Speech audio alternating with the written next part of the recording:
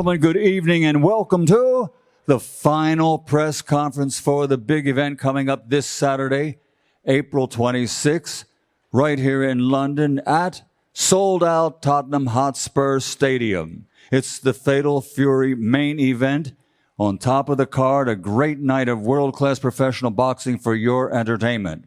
And it's all brought to you by the Bible of Boxing, Ring Magazine, along with SNK Corporation, publisher of the combat video game Fatal Fury City of Wolves, and Eddie Hearn for Matchroom Boxing, Ben Shalom for Boxer, and Box Raw. Sponsorship provided by the Public Investment Fund, Visit Saudi, STC, SRMG, Dr. Suleiman Al Habib Medical Group, Saudia, the national airline of Saudi Arabia, Jeddah Season, Milaf Cola, Visit Qatar, Core Group, Desert, NHC, Jocko, Sky, Arab National Bank, First Data, Sella, and SMC.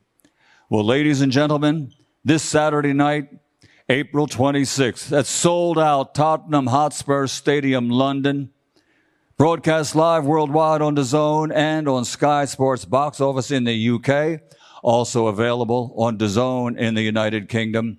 It's the main event of the evening. 12 rounds of boxing in the middleweight division, on the line, legacy, and perhaps more important than anything, bragging rights. So, ladies and gentlemen, let's bring the fighters to the stage and to their seats for this final press conference. Introducing first, with a professional record, a perfect one. 23 fights, 23 victories, including 14 wins by knockout. From London, England, he's the European Continental Welterweight Champion, the undefeated Conor, the Destroyer Benn. Hustle hard, hustle every single day. I'll be making moves till I'm buried in my grave. To the system, I don't wanna be a slave. I've been doing shit my way, on the highway, and in the driveway is a nice way. And let's welcome his opponent to the stage. An outstanding professional record of 34 victories, 25 big wins by knockout, 3 defeats. From East Sussex, England, the 3-time IBO world champion and current IBO middleweight champion of the world, he is Chris Next Gen Eubank Jr. Hustle hard, hustle every single day. I'll be making moves till I'm buried in my grave. To the system, I don't wanna be a slave. I've been doing shit my way, on the highway, and in the driveway is a nice way. And at this time, ladies and gentlemen, let's turn this over to our host for this press conference. Please welcome Mr. Jamie Ward. Thank you, Michael. Your host, Jamie Ward, from the unmistakable greatest, Mr. Michael Buffer. No doubt that will be clipped up immediately. That is one for the album. Okay, ladies and gentlemen, here we go once again. The main event press conference. Look, we like boxing. That's why we're all here covering this wonderful sport. When we have a good fight, we like it a little bit more. But when we have a great fight, a mega fight, it's quite simple. We love it. And that is exactly what we have on Saturday night, a mega fight. The continuation of one of the greatest rivalries the sport has ever been blessed with. 35 years in the making, the Sons of Legends relight that flame once again on the grandest stage, a sold-out Tottenham Hotspur Stadium, in a quest for pride, bragging rights, family, supremacy. But as we said earlier, much more importantly than that is to settle their own growing, personal, deeply personal feud, which has developed over the last couple of years. Ring Magazine, Fatal Fury City of the Wolves proudly present Chris Eubank Jr. versus Conor Benn. And I have no doubt, aside from the millions watching around the world, that for those lucky enough to be here on Saturday night, 65,000 sold out at the Tottenham Hotspur Stadium, that April 26th, 2025, in the years to come, will be looked back upon as an I was there moment. Before we hear from those involved, and of course the most important people on this stage, Chris and Conor, we are going to hear from Rick Reno, COO of the Ring magazine, to say a few words. First, I want to thank everybody for coming out and supporting this event. And, I want to say, make no mistake about it. This is not a Matchroom event. This is not a Boxer event. This is a Ring magazine event. This is our identity, is these stack loaded cards. We first wanted to put cards together. We looked at the marketplace, and quite honestly, there was a lot of garbage out there, a lot of garbage events being peddled. When we, met with different broadcasters to, show them some of the events we wanted to put together, the people at the DAZN, there were like tears in their eyes, tears of happiness. Like, oh, you're going to present this to us? Because they've been peddled so much shit over the years that they were like, oh my God, you're going to do events like this? And we said, we promise, we won't go away. It won't be 1 or 2 events. It'll be plenty of events. So the people that, the promoters are partner with us, they know their fighters are going to be in tough fights. There's no gimmies. Every now and then they try to, sneak a stinker under there, think we won't notice. I swear, this guy's good, mate. He's good. It'll be a good fight. And, we just cross it right off and put on evenly matched fights. And this main event is no different. And, people could say what they want. You hear a lot of comments when this fight was made, but it takes a lot to get to this level where Chris and Conor are at. And it even takes more when some people may say, they got a famous last name. It's even tougher when you got a famous last name. When you're a nobody, your surname's unknown, you lose a fight, people just look the other way. When you got a famous name like these guys, they lose a fight, they say, I knew he wasn't as good as his old man. The guy's no good. It takes a lot. It's easy to say anything from the sidelines, but it takes a lot to get to this level, and it's even much tougher when your father's a legend. There's a lot riding on this fight with these 2 guys, and, it's one of those fights, I don't know which way it's going to go. People I talk to, 1 week they're siding with Chris, next week they're siding with Conor. No idea which way it's going to go. It's just one of those fights, like someone stated earlier, you're going to remember it years down the line. And those are the types of events we want to do, whether it's this, whether it's Times Square, Alcatraz, the event we're doing in July in New York. We want to do stacked cards, evenly matched fights, because, we don't want to be peddling garbage out there like a lot of other people are. I don't want to name any names. I won't say if any guilty parties are with me right now, but... Name them. Go ahead. This is what we're here for. I could say a lot more, but I know Robert Smith is out here with his ticket book. I don't want to get into any trouble. He might find me enough. They may have to add me to the undercard by the end of this press conference. But, I just want to say in closing, it's going to be a massive event. I look forward to this fight. And, we have the stadium, and we have the fighters here, and we've even had the eggs. So we're ready. Let's go. Okay, Rick, thank you very much. That was fantastic. Great way to kick things off here. Rick Reno of Ring Magazine. Ladies and gentlemen, we're going to dive straight in with the teams. First of all, down there to my right, Jonathan Banks, Team Eubank.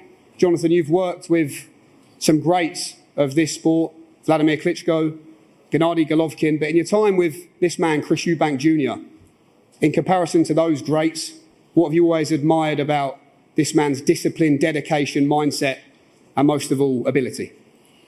Well, you pretty much just said it. That's what I admire about it. A lot of greats have one thing in common, and most of it is the discipline and what they're willing to sacrifice, not only to the sport, but to stay in the sport. So me and Chris, we had a wonderful camp, and he just day to day, after day, he was able to show how dedicated he is to the sport, how disciplined he is to continue to pretty much stay in the gym day in and day out to prepare for the show. And I know you respect Conor Benn, but as a student of the game, ultimately, what do you believe sets aside Chris Eubank Jr. and Conor Benn this weekend? as a student of the game, number one, I respect any person that make up in their mind to put a pair of clothes on and defend themselves, whether it's 10 rounds, 8 rounds, or 6 rounds, because it takes a certain type of mental fortitude to be able to do that. And in no way in the world should that be underestimated. But even with that, I think what separates what we have going on, meaning with Chris Eubank, is his mentality. It's a little bit different, and I do believe that with that mentality, along with that work ethic that he has, it's gonna be the separation between the two. Okay, Jonathan, thank you very much. We're going to hear from Team Ben as well, Mr.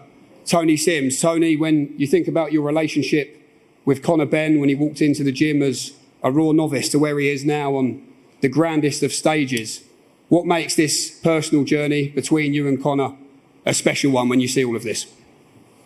Yeah, as you say, coming to the gym as a 19-year-old teenager, he was a raw talent then, and obviously every fight that he's been in, he's been under the spotlight, and we've all watched as his talents grew, and like you say, he's here now in probably the biggest fight in boxing, certainly the biggest British fight in boxing, and it'll be tuned all around the world. Everyone around the world will be watching this fight and in this magnificent stadium. And it's 1-0 to the Eubanks, one draw, of course. How do you believe your man settles that score on Saturday night? Yeah, well, every so-called expert that I listen to or watch on social media are all favouring Chris Eubank Jr. to win the fight, because obviously they're saying that Conor's at a disadvantage moving up 2 weights, and Chris is going to be too big for him and too skillful for him. But I do believe that Conor Benn carries the power up from welterweight to middleweight. I believe he's got the speed, and I believe in him himself that he wants this fight really badly, and obviously he's been through 2 years of hell. Over that course of time, he's gone from being a boy to a man, and we've seen in this camp that we've had 8 weeks in Palma, Mallorca. I know every trainer says the camp's gone. We had a great camp. The camp's gone fantastic, but we really have, and he's excelled in his training and everything he's done. Times on his running, his S&C, his rounds in the gym. He's been incredible. He's had world level sparring. All the sparring partners we've brought in are all top world level fighters, and he really has looked fantastic in sparring. But leave that to me, because I want to talk about that. And I believe in him, and I believe that he will come out victorious on Saturday night. And like I said earlier, he's been through 2 years, and sometimes things happen for a reason. We don't know why at the time, but God has a way of looking down, and things happen for a reason. He's been through hell for 2 years. But sometimes you have to go through these things to come out on top at the end, and I believe that Conor Benn, this is going to be his destiny. Saturday night will be his destiny, and I believe that he's going to win this fight. Okay, Tony Sims, thank you very much. Back to Team Eubank. And the great Ronnie Davis is here. Ronnie, fantastic to have you here with us. You were, of course, in the corner for Chris Eubank Sr. against Nigel Benn. Both fights, November 1990 in Birmingham, October 93 at Old Trafford. But Chris Eubank Jr. here is someone you've known for his whole life. You were in the hospital the day he was born, when he walked into your gym for you to officially start training him at the age of 16. I'm going to ask you a similar question that I asked Tony. How proud are you of Chris Eubank Jr. and the man he has become? Yeah, I'm obviously very proud of the kid. He's done great. He's been through some hard times, but he's like his father. Nothing beats him mentally or physically. I always thought he was world class. When I first saw his father come in the gym, And I looked at him straight away, and I've been in this game a long time, and I thought about the same. And the same with him. He's a brilliant kid. He'll beat Conor, no disrespect to the other team, Tony and everyone, but he's too good for you, Conor, but I wish him the best of luck, that's all I can say. The great Ronnie Davis, ladies and gentlemen, here with us today. And we're going to hear quickly as well from the promoters on either side. Firstly, Ben Shalom. Ben, here we go. This is it. You were just talking to me off stage there. A lot of hard work behind the scenes, but we're here now. Not long to go until what we're all waiting for, the sound of that opening bell. Make your case for your man. I can't quite believe we're here. It's been a long road. It's almost a pinch yourself moment. Eubank Ben 3. October 93, that was the month that I was born in Manchester. And now we're here, part of the biggest British boxing story ever. It's an amazing feeling to be here. I think everyone's going to remember this event. Just look at the media attention here today. I've never seen anything quite like it. But for me, it's because of Chris Eubank Jr., the biggest name in British boxing outside of that heavyweight division. He's a huge star. And I think, to be honest, it's those big nights that he's been in, it's those big fights that he's had that is going to see him through on Saturday night. It's a monumental event. It's the first Ring Magazine event as well. So to see them put this on, a sold out Tottenham Hotspur straight off the bat, it's incredible. Thank you to our partners, Matchroom, and thank you to the Ring Magazine. Thank you to His Excellency. But most of all, thank you to Chris Eubank Jr. for making this event what it is. And I'm looking forward to an absolute statement on Saturday night. Ben, thank you. Absolute statement. Promoter Eddie Hearn, over to you to make your case for Conor Benn this weekend. Yeah, just a few thank yous. Thanks to Rick. I knew this was coming. Do you know what I've been thinking? Was coming. Do you know what I've been thinking? Can I not even say a few thank yous or? No. Okay. Matchroom have to speak, right? So I'm going to switch it up. I'm just going to firstly say how proud I am of Conor Benn. What he's been through these last 2 years. And I can't wait for him to smash you to pieces on Saturday night. But Matchroom have to be represented. So I'm going to switch it up. I'm going to let someone else speak on my behalf. I'm going to let someone else speak on my behalf. You don't have. I'm going to introduce you to scumbag number 2. Frank Smith, come and take over. You don't have to be interested.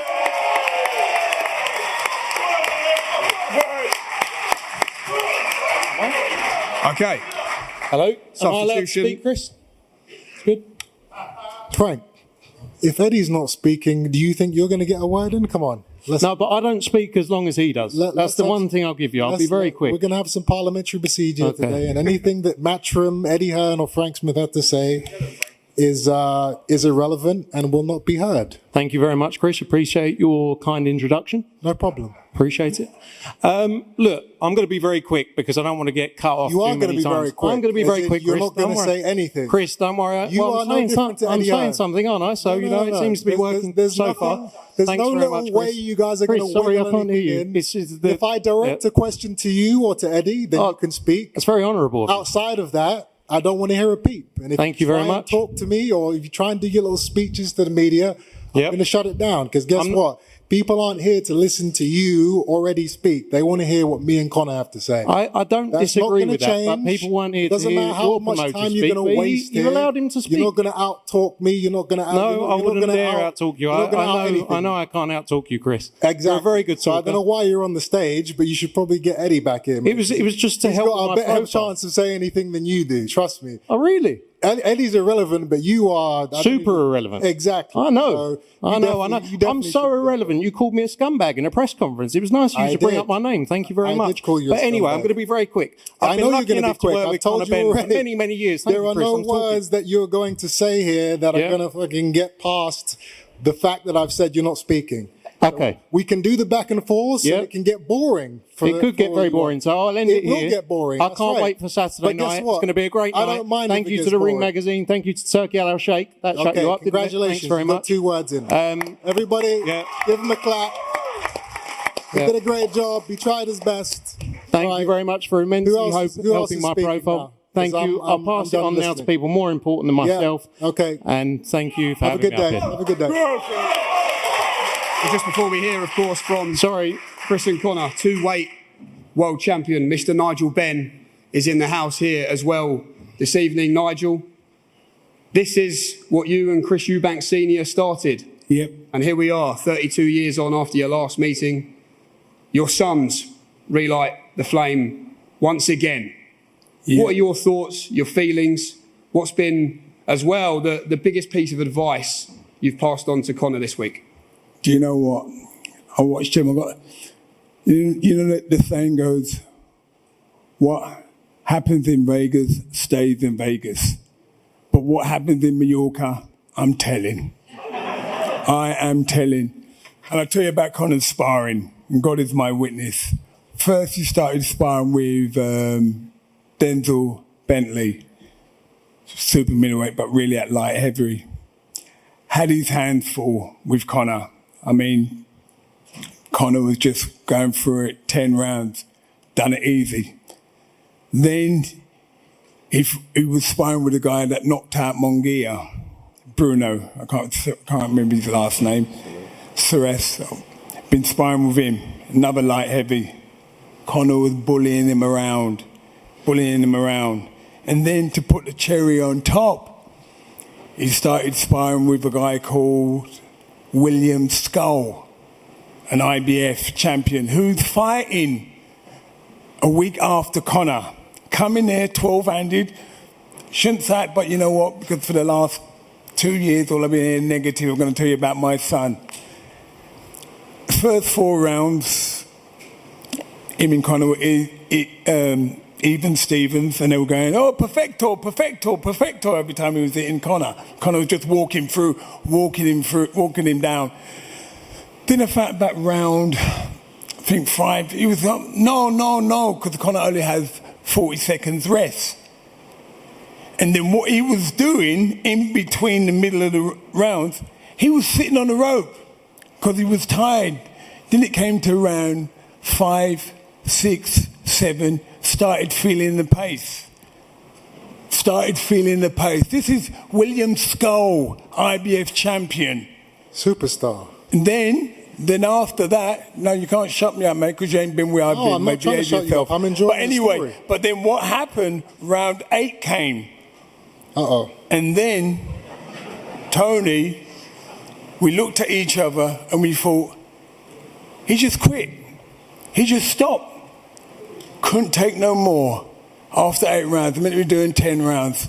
And me and Tony looked at each other and think, what the friggin' hell just happened there? And I got my boy and I thought, my little boy. He just damaged the IBF world champion. And you know what it is? I am so confident this don't go past 4 rounds. I know my son. Back him all the way. And Conor's not a 12-round fighter. He's an old school fighter that can do 15 rounds. But you're going to see him, mate, the power that he's got. No one ain't seen him for the last 2 years. Oh my gosh. You lot are in for a treat. Mark my word. You are in for a big, big treat. Thank you all very much. Nigel Benn, two-weight world champion, thank you very much. Here we go then. Let's hear from the fighters, both sides of Saturday's main event. Firstly, Mr. Chris Eubank Jr. Chris, you told the DAZN broadcast this week that you are at peace. There is no chip on your shoulder. Despite all of this and everything that is seemingly at stake on Saturday night, what is helping you to have that feeling of tranquility right now? I know what's coming. I prepared my whole life for these moments. I've put the time in. I've dedicated decades to this sport, and I've done it all without cheating, without cutting any corners, and I'm proud of that. The mentality I have, the experience I have, the fortitude and the will is what I will be using on the night to take out my adversary in Conor Benn. Conor, you've been on big stages, under the spotlight, since you turned professional. For both of you, big shoes to fill. But on Saturday night, when you ring walk in front of over 65,000 fans and everything that's on the line, how have you remained in control of your emotions on a week like this? Yeah, I mean, listen, this is what I do. I love this game. This is what I live for. You know, this is every fighter's dream when they turn professional to live this life. You know, there was no more pressure than a 19-year-old kid with no amateur experience walking out to a packed O2 arena. That's pressure. You know, I've been doing this for 10 years and you know, I'm more than prepared, more than ready. You know, I wish it was Saturday night tonight.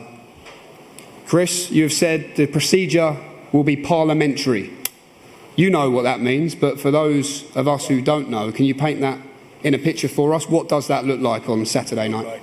You know, Conor speaks about pressure and dealing with it, but you know, there's a reason why he had his training camp in Spain. You know, the kid had to flee his own country to prepare for this fight. He knew that he couldn't handle the pressure of, you know, walking these UK streets and having people shouting out drug cheat and egg jokes. He didn't want to be involved in any of that. So he took himself away, he hid away, and, you know, now he's back, and now he thinks he can use me to kind of get back into the good graces.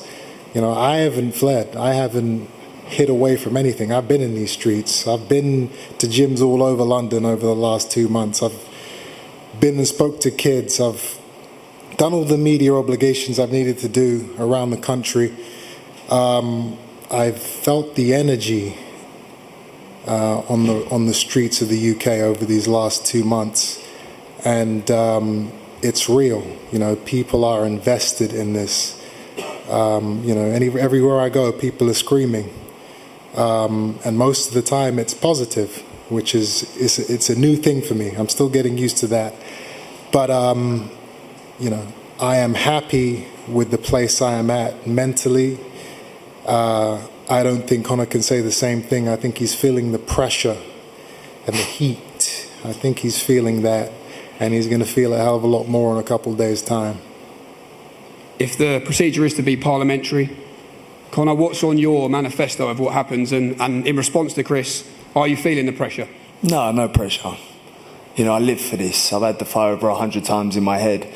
You know, for me, it's just focusing on the training. You know, removing myself from my comfort zones, my familiarities, my family, and, you know, fully dialing in.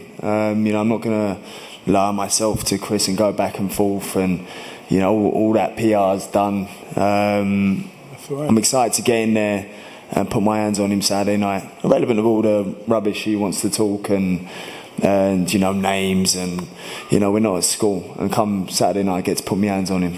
You will be at school on Saturday, my friend. I'm taking you right to school. Well done, you. At school, I'm going to be the headmaster, my friend. Yeah. And you will be in detention. You are funny, Chris. You made me laugh. Just focus on getting the weight off, fat boy. Weight? What's weight? Weight is, everyone always talking about this weight thing. You know, yeah. The weight is painful. Yeah, good. I'm in pain right now. I'll be in even more pain tonight and tomorrow morning. And the worst pain you've ever experienced comes Saturday night. I promise you that right now. You know, the question I ask myself is, what is pain? Oh, shut up, Chris. No, I'm serious. What is it? Oh, shut up. You're going off. Oh, God. I have a 31-year-old brother. He is buried in the desert in Dubai. That's pain. You know, I have his son, Raheem, 3 years old. You know, he asks, why can't I see my daddy? Why doesn't he take me to school? That's pain. My own father, a man I idolized for my entire life, and he doesn't speak to me. We haven't spoken for years, and he thinks I'm a disgrace. You know, these things are what pain is to me. And if I can deal with all of these trials and tribulations, then the weight cut and the rehydration clause, these are all things that are not an issue. They are not important. Okay. Chris, in the build-up to the original date, you said 60% is what you'll be and 60% will be enough. What percent will you be on Saturday and what percent will be enough to beat Conor Benn? Yeah, we're not doing the percentages anymore. That was for the first time around before Conor got caught cheating. Now it's about, preparing to get this kid out of boxing. We're not taking him lightly anymore. He should have taken the chance he had in that first fight. When I was underestimating, when I was, playing, when I was taking him lightly, that was his best shot. And now it's gone, because now I have a duty to boxing, to the public, to the fans who he's lied to, who Eddie Hearn's lied to for the last 2-3 years. I have a duty to erase these guys from the picture. Conor, the Ring magazine reported in the last couple of hours that you have requested for Billy Joe Saunders to inspect the raps of Chris Eubank Jr. on Saturday. Don't ruin all the surprises, Jamie. Well, the Ring magazine reported it before. Maybe not. What do you make of that, Chris? It's irrelevant. Hand wraps is not going to save Conor Benn from the arse kicking he's about to receive. Ooh, scary. Ooh. Conor, hearing you speak this week, you say what gets you out of bed on those early morning runs, it's the fear of losing to another man. What about the fear of losing to this man, Chris Eubank? Yeah, listen, it's always personal. I'm a very emotional fighter. I fight with my heart on my sleeve, and it's the way I've been my whole career. It's the only way I know. So for me, he is another man. Yes, his name is Eubank, and I won't be losing to a fighter whose name's Eubank, especially not this man. He says he has no game plan, Chris, just a hop, skip and a right hand, and that'll be all she wrote. Do you believe him? No, I don't. But that's the beautiful thing about this sport. It doesn't matter what you believe. All that matters is what actually happens once that bell goes, and nobody knows what's going to happen until it happens. What I do know is whatever strategy, whatever game plan these people have come up with, nothing will prepare them for the fire that they're going to receive in a couple of days' time. Final one to you, Chris. You did say it's impossible that this fight goes 12 rounds. As a final message, how do you beat Conor Benn on Saturday night in the dream scenario? How do I beat Conor Benn? Any way I want to. It's not about strength and speed and age and weight, all the things that you guys love to talk about. It's about dedication. It's about paying who's paid their dues and who's done it clean, who's dedicated their life, who's real and who's fake. And I believe all of those categories are in my favor. And Conor, final one to yourself. You've told us no game plan. You don't need a game plan. When that opening bell rings here at Tottenham Hotspur, That's right. What happens? Yeah, I'm coming in to take his head off. And just finally, Chris, Eubank supremacy. That's what you've kept talking about in the build-up to this fight. You can cement that on Saturday. Is that part of what comes with all of this occasion for you as well, personally? Legacy indeed. I'm confident. I still want that £1 million bet that Eddie Hearn said he wanted to do. Eddie, what's up, man? We going to put the mill on or what? Am I allowed to talk now? Well, I asked you a question, so of course, get on the stage and answer. Yeah, I'll talk. Firstly, I want to say how proud I am of Conor Benn. No. When I said talk, I mean answer the question. No, you're all right. Have a day off, mate. Are you going to fulfill the bet, or are you going to run away like the weasel that you are? I tell you what. So his excuse at the moment is, he's going to get fined 100,000 by the board if he bets, and that's why he can't bet me this £1 million that he said publicly that he wanted to do. So how about I make it easier for you, and I'll put $1 million up, and you put 900,000 up, so I've covered the 100K fine that you're going to get that you can't afford to pay, and let's get it on that way. Let's put the money in escrow tonight, and winner takes all on Saturday. How about that? As I said to your promoter over there, we'll have a conversation with Mr. Smith. If I won't face any penalties on my licence, we can consider it. In the meantime, get back to the hotel, take that weight off, and get prepared to get an absolute spanking on Saturday night at Tottenham Hotspur. That's what I thought. Always a way to weasel your way out of what you're supposed to be doing, which is honouring your word. Okay, if Eddie won, Frank Smith, maybe you can. Yeah, what? The bet? I haven't got £1 million, mate. Do you think I'd be up here doing this? I'd be on a beach somewhere if I had that much money. Okay, ladies and gentlemen, that does conclude the final press conference. Nearly time for the sound of that opening bell Saturday night. Chris Eubank Jr. versus Conor Benn. We're going to pose now for the face-offs. Thank you very much.